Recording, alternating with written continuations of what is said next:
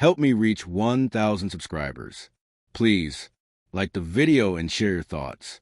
In the comments, your feedback helps make the content better. The first time Adrian brushed off my business advice, I was 19. He was 27. It happened at my father's retirement dinner. Adrian had just landed his first big contract and was basking in his own success, drawing imaginary charts in the air with his fork as he spoke. When Dad turned to me, more out of politeness and curiosity, and asked for my thoughts, I told him the pricing seemed tight and Adrian should build up his cash before adding more trucks. Adrian chuckled, told me to stick with freshman economics, and everyone at the table laughed. I went back to eating my salmon. 14 years passed. I was 33 now, Adrian 41, and nothing between us had really changed. He'd grown Arclon Logistics from 3 trucks into what he proudly called a $400 million powerhouse, spanning 12 states, employing over 300 people, and boasting an office view he name-dropped like a trophy. I ran a consulting firm in Seattle, 6 employees, steady revenue, nothing headline-worthy. That was the official version. The real story was different. By 25, I made 8 figures on early tech investments. By 30, that had turned into serious capital. I lived quietly, worked quietly, and 8 years ago, when Adrian's reckless expansion nearly bankrupted the company, a consortium stepped in with $180 million. Behind a maze of LLCs and my advisor, Victor Hahn, that consortium was me.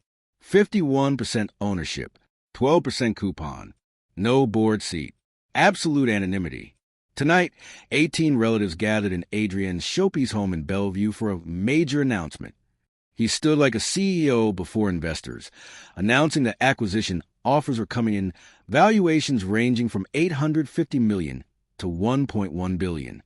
The room burst into applause. I ran the math, considering the debt and my silent stake. His claim that his personal share was worth $600 to $700 million was a fantasy. He looked at me, fishing for praise. I lifted my glass, smiled, and quietly stepped into the hall to call Victor, start my withdrawal rights. I said, tonight. Victor didn't sound surprised. Once we file, Adrian has 7 days to respond, he said. He'll discover there's a majority owner. You'll be revealed. I'm done being invisible, I replied. By Monday morning, 9:47 a.m., corporate counsel had the official notice. At 10:23, Adrian called. By lunch, my phone was filled with missed calls, angry texts softening into desperate ones. I sent one message back. Wednesday, 10 a.m., my office. The silent partner will attend. He arrived early, 9:58, with his attorney in tow, clearly expecting a corner office setting, not my modest conference room with an espresso machine in the corner. Victor and I entered right on time. Adrienne's face shifted from confusion to realization to dread. Where's the partner? He asked. I slid a folder across the table. He stared at it, gave a brittle laugh. No. Yes, I said.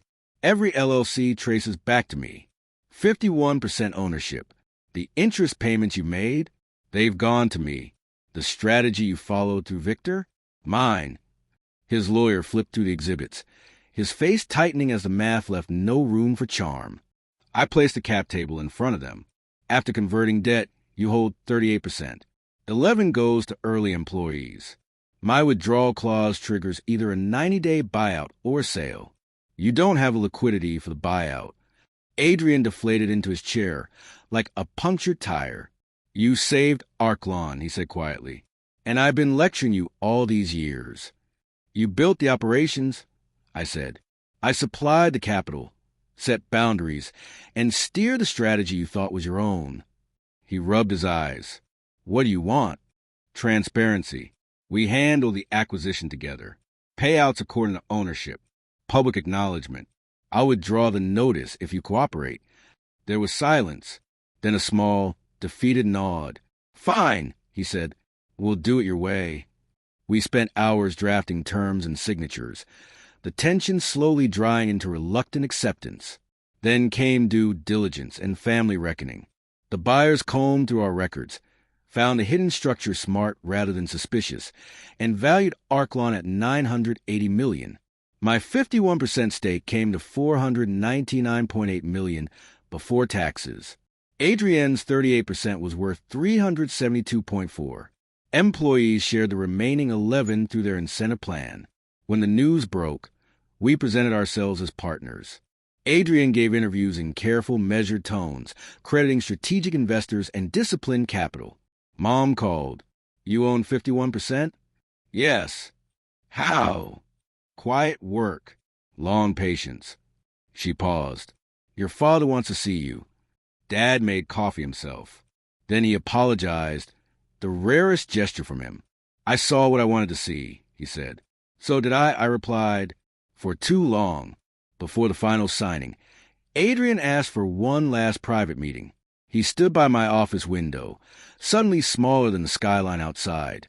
I've been cruel, he said. You've been dismissive. I corrected. Cruelty implies intent. He exhaled slowly. Thank you for not destroying me. I never wanted to. I said, I just wanted the truth in daylight. We signed. The sale closed in December. The money arrived, his account and mine both swelling. I kept my modest apartment, upgraded the coffee, and stopped hiding behind shelves. Founders began reaching out. I invested under my own name, sometimes with Victor, sometimes alone, but always with my voice attached. No more puppetry. At the next family dinner, Adrienne lifted his glass. To the partner who built the ground I stand on. I raised mine. To the operator who walked it. The laughter that followed was warm. No one was a punchline this time. Power hadn't changed me. Hiding it had. And that finally ended